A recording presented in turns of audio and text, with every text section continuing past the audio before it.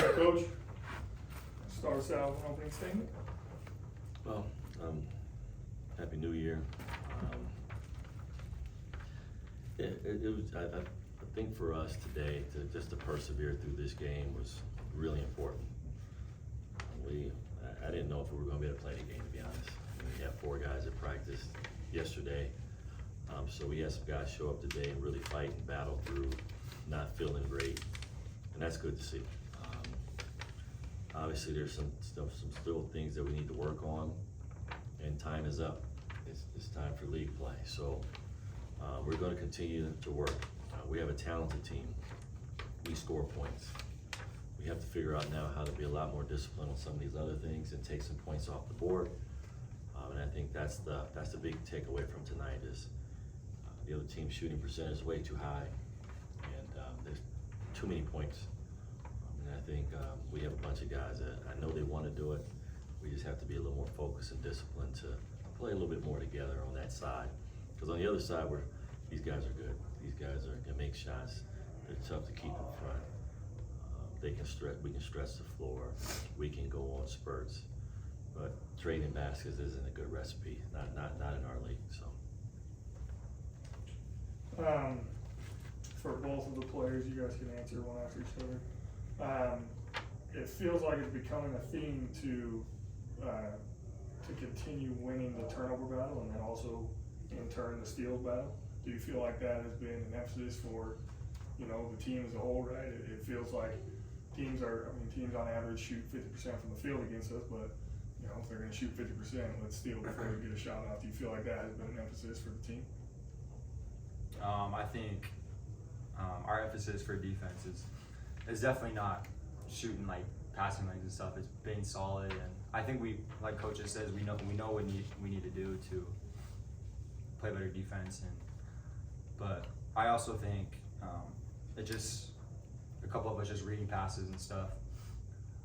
But overall, I wouldn't say that's what we're focused on. It's just playing solid defense. Just picking up off what House was saying. I mean, our principle is just to stay solid and just take advantage of whatever we have in our opportunity. Whether it's if we can steal the pass in the lane, or help side slide over. Or get the help side block or anything like that. So mainly just focus on honestly whatever they're giving up at that moment and try to take best advantage of that opportunity.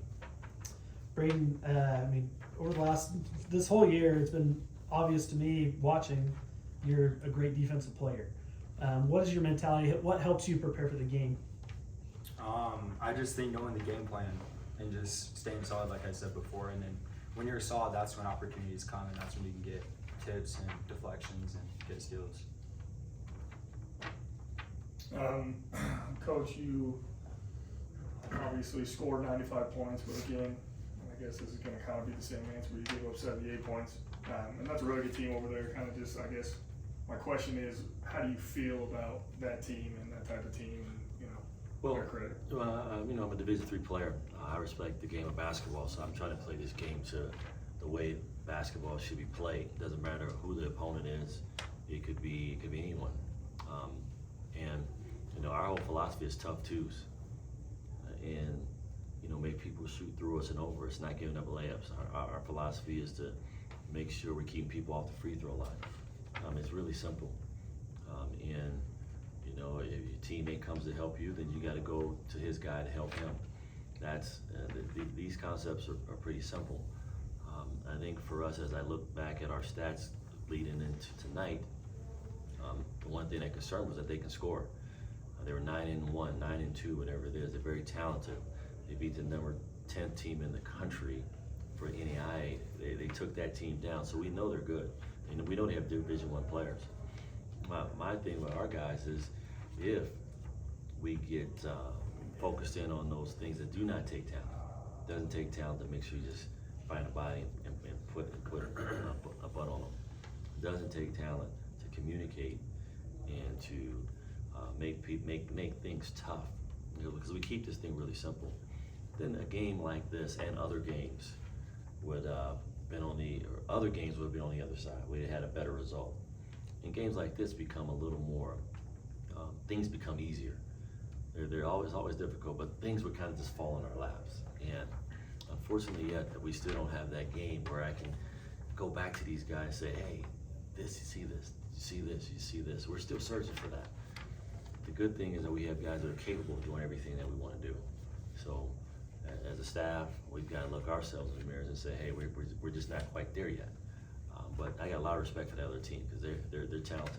I played at their levels, and no, we respect them. They made us do some things that and cause some problems. We have to go back to the drawing board and film, try to fix them.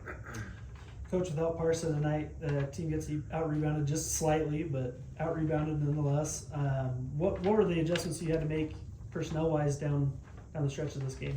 Well, I think the one thing I remind myself is that as I looked at the starting group, I got a freshman point guard out there, a freshman 5-man, a sophomore that played at only played JUCO and wasn't one of the higher level JUCOs. Sophomore, and then I have a couple guys that have been around, some juniors, and of course the old man here, Z. But there's a lot of youth and inexperience on that floor. So I always have to take a deep breath and step back and say, okay, let's continue to coach and challenge. I think the adjustment was I was really on our 5-man. Let's be a presence, And as I was reminding Brock, you had one rebound first half. Give me 4 or 5 more. These are the things that Parson he does, and he wasn't quite doing that early in the year, but he got better at it. So I know if Parson can do it, these other guys can, and they got some valuable minutes tonight. Brock and Chaz and Nestor got some valuable minutes tonight. Coach Prophet Johnson also he went for a double-double, 13 rebounds, 11 points. Just out hustling. Speak about him a little bit today. Yeah, right now everything's a little difficult for him, but he's still grinding, and that's a great sign. I like grinders, so it doesn't matter how it happens. You can see how he wants it bad. He wants that ball to go through the hoop. No worries, get the rebound and get a closer shot, and he's doing that. He's done a phenomenal job of just the start of the second half was big. And it was because of him. He got handled two quick steals, because that changed the momentum there and really gave us a big lift. So yeah, he's doing a lot of things. It's just get in the gym. He will reward it. The more you do those things, you will get rewarded. So it's coming down the road for him. Last question real quick. We had a season high as a team, 17 assists. Zion, you had a season high 3 assists. What goes into Say that again. Yeah. Hey, he almost doubled. So he doubled his total in one game. What went into that tonight? Kind of, passing up a good shot for a great shot, finding open teammates, something like that. Honestly, just putting pressure on the defense. I know coming to the game that I bring a lot of attention.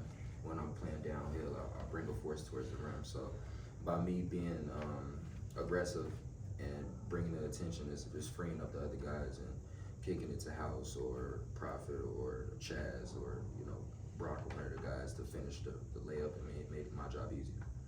So I just make the decisions. And he helped his 3-point percentage as well. 4 for 9. He needed that. He needed that big time. He needed both of those stats. Yeah. Dom didn't help himself though. All right, thanks guys. Thank you. Oh, man.